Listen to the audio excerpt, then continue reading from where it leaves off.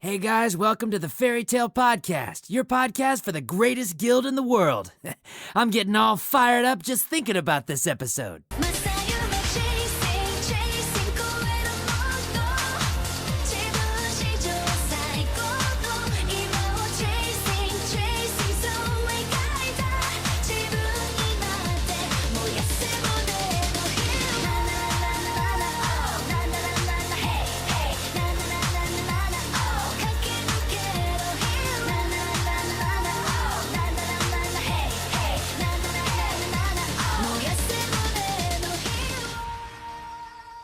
So hey guys, what's up? I know it's been a little while since I did one of these videos. I accidentally reviewed the same anime episode twice, and then there was a lot of other stuff going on. But I'm back and I'm going to be doing these, so hopefully you'll see them up really soon. I'm going to go ahead and talk about the anime episode 184. I'm pretty sure I have this number correct this time. Yes, I do. Okay, I've got a lot of notes that I took for this episode that are on my computer, so if I'm looking back and forth, that's why. This one is called The Country Until Tomorrow. Aptly named considering some of the story that's going on, and I did take notes, so let me go ahead and address those real quickly. I love how, for those of you who just watched the anime, you probably, even in this episode, you probably saw this coming with the epic foreshadowing of Miliana, with Beth saying, I have a bad feeling, I haven't seen Milia in a while. And, that was at the very beginning, before the opening song even started in the opening animation. But there was that little bit of foreshadowing right there. So I was just like, yeah, I see what you did there. Because I knew it was coming. Because, hey, I read the manga.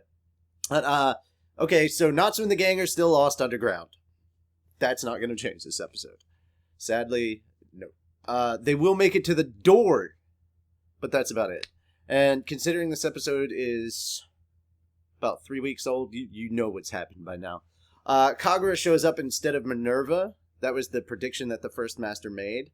And I love seeing Mavis's face and expressions and how she acts every time that something doesn't go according to her calculations.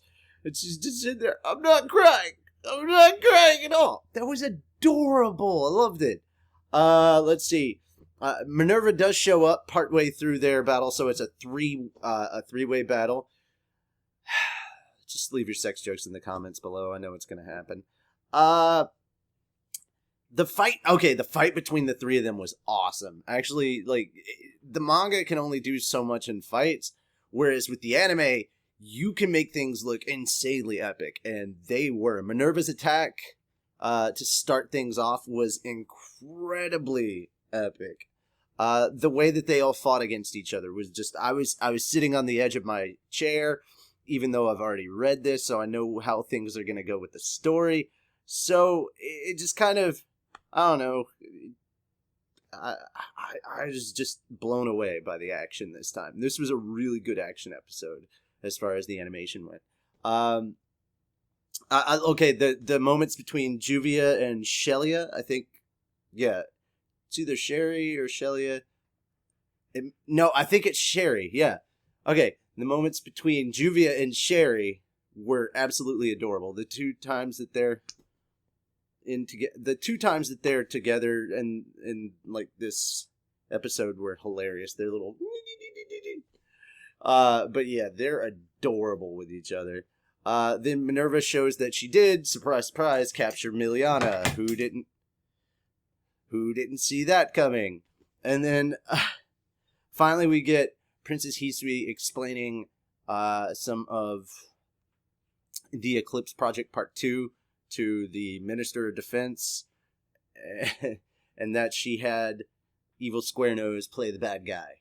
Even though I know his name is Arcadios, I just love calling him Evil Square Nose. He's like Usopp's evil twin.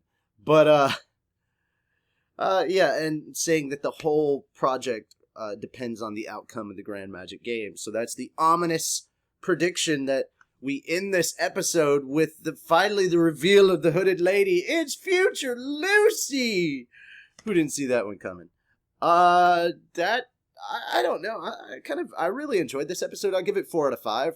just I think on the action and the cute moments alone, this was definitely this is an episode that kind of sums up a lot of the really good stuff that goes on in the Fairy Tail series. You've got your cute moments with your lighthearted moments, and you've got your action and intensity moments, and then you've got, I mean, surprisingly very well, I guess, with the three-way battle between the three girls.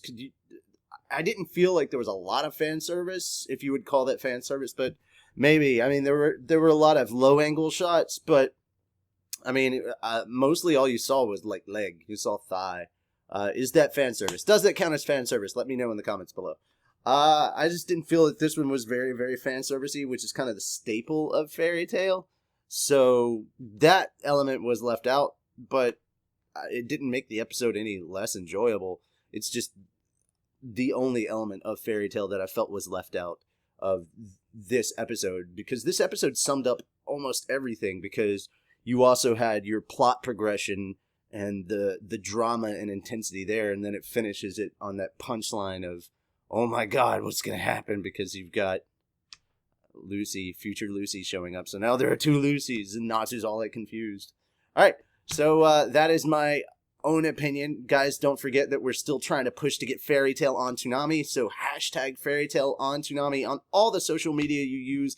Let Adult Swim and Cartoon Network know that you want this show in the Toonami block.